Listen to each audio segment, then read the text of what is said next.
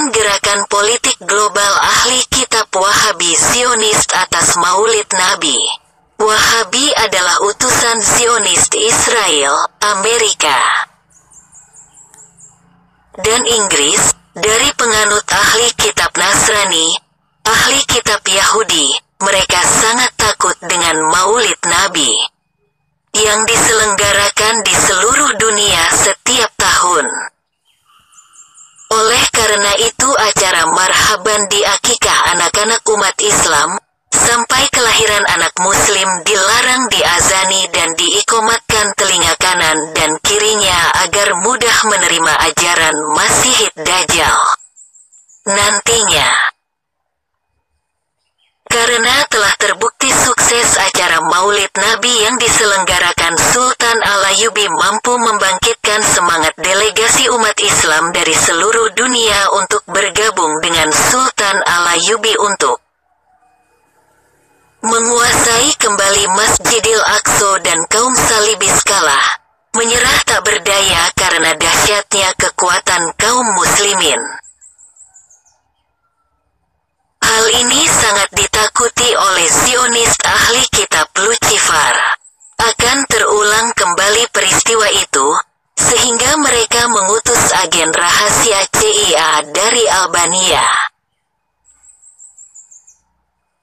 Dari tempat penampungan pelarian Yahudi dari Perang Salib, itulah Syekh Nasiruddin Albani namanya. Seorang ahli kitab Wahabi terkemuka di kerajaan Bani Saud setelah lama Muhammad bin Abdul Wahab mati.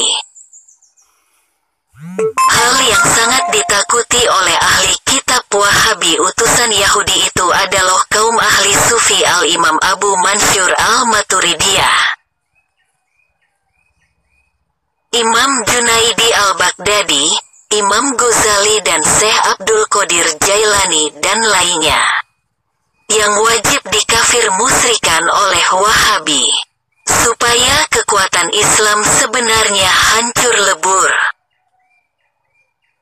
Ketahuilah fakta sejarah ahli kitab Wahabi utusan Zionis Bani Saud keturunan Yahudi itulah yang mengkudeta Gubernur Syarif Mekah, membunuhi para ulama, membantai secara brutal ibu dan anak-anak kaum muslimin yang menolak ajaran Wahabi,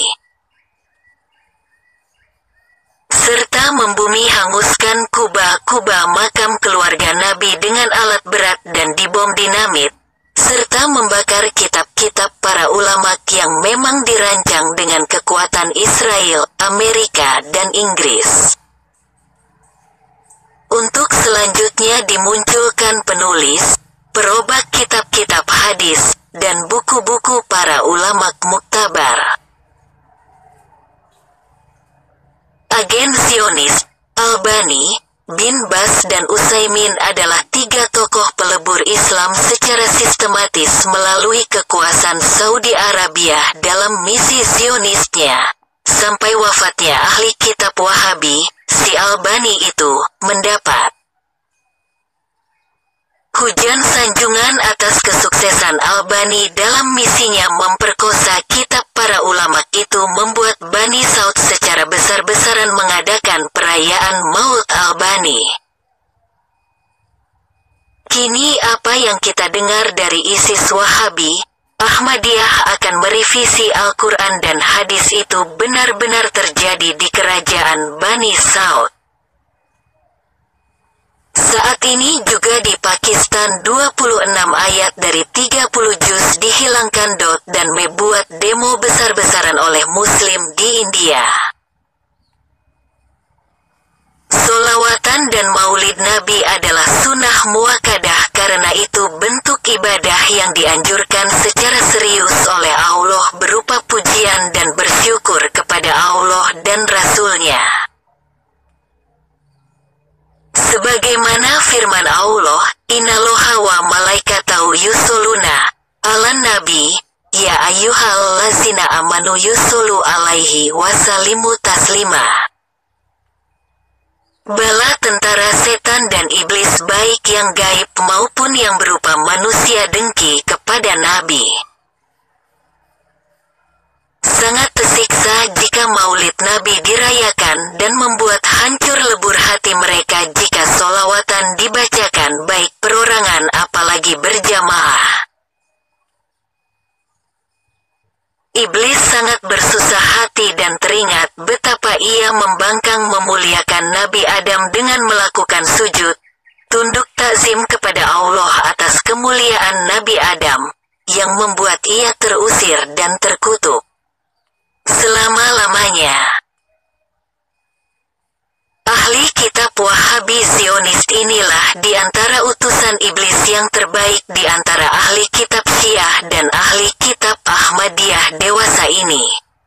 Lihatlah dan ada apa Ikhwanul Muslimin Al-Wahabiyah dan T